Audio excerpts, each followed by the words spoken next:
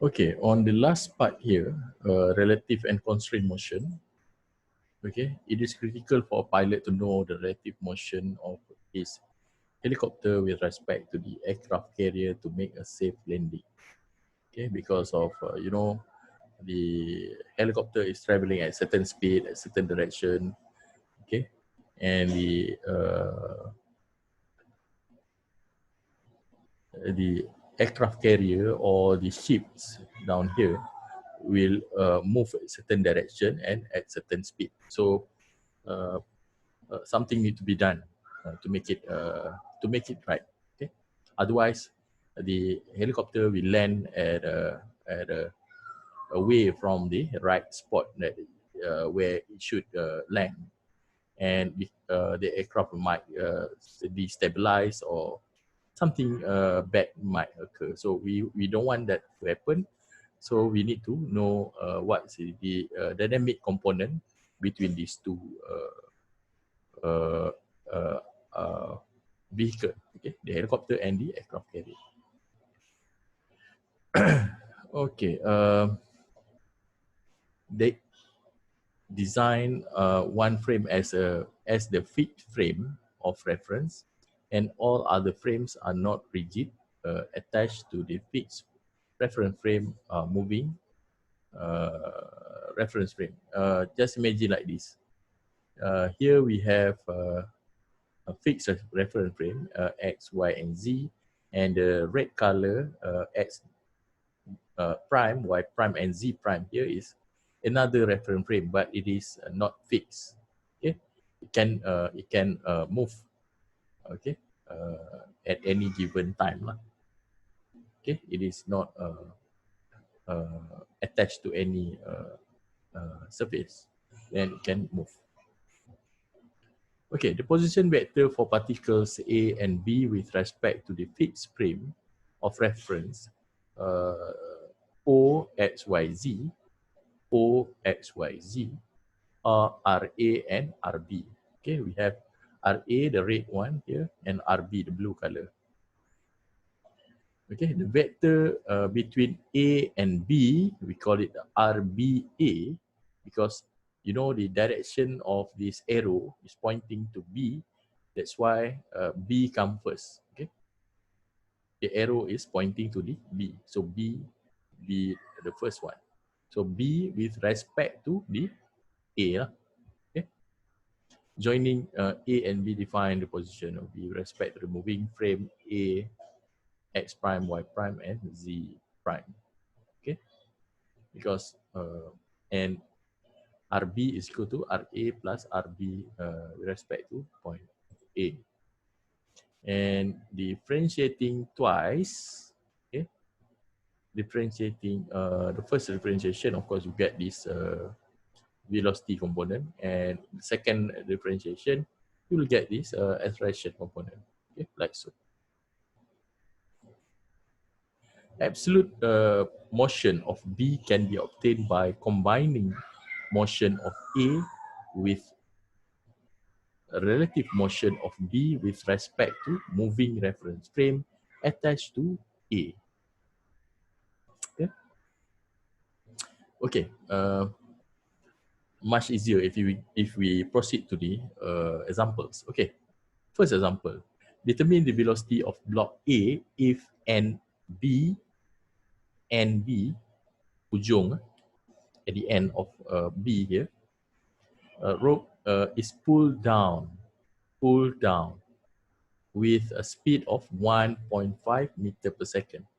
Okay, pull down at a speed of 1.5 meter per second. Okay, in this particular problem, we need to determine the velocity of the block. Okay, when this particular hand pulling down at the speed of 1.5 meter per second, what is the speed of this particular box? Okay, going up. Oh, sorry. Okay, the box will go up basically, right? Because the rope here is going down. This one going down, and you can see this part will go up, this part will go down, and this part will go up. Okay, So as this pulling down, this box A will go upwards. Okay, now let's look part by part. So 3SA plus SB equal to L. What does it mean? Okay, what does it mean actually, this one? Okay, anyway, 3 means if you look carefully, if we look on this particular part here, we have 3 ropes that actually uh, hold this particular box. Although here you can see only 1 and 2, right? But this part here is split into another 2 components. So 1, 2, and 3. So we have 3 SA. Okay, 1, 2, 3. So we have 3 SA, and for B we only have 1 SB, and that is equal to L, the total length. We don't actually need to calculate the length exactly on this particular curve where the rope attached to this particular pulley up here and also here. We just interested to look into the length of this rope that is visible over here. Okay. Okay. Now we have this. Then we can also obtain the velocity component of it, like so. 3VA plus VB equal to 0, and 3VA plus VB is 1.5 and equal to 0. Why VB equal to 0? Because this L here is not changing, because we only have one rope and the length of the rope is the same throughout this particular example. And then we know that this is one equation, one unknown, then we can calculate that dA is equal to minus 0.5 meter per second.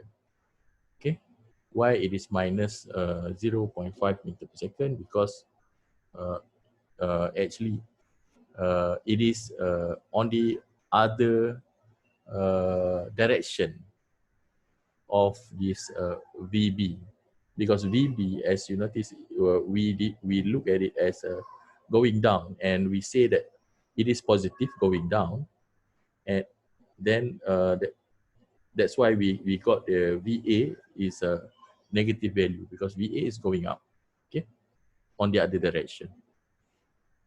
Okay, the last example here, what we have is two planes A and B are traveling with the constant velocity as shown. We need to determine the magnitude and direction of the velocity of plane B relative to plane A. Okay, B relative to A. So VB is equal to VA plus VB with respect to A. Okay, now what is VB? VB, this is the magnitude. Okay, VB is equal to 400 I.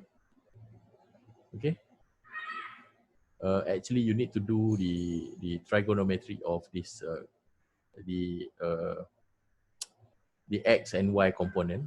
Okay, so for VB in the I component is actually VB 800 cosine of 60 degrees, and then it is negative because it's going down. Sorry, it's going to the left.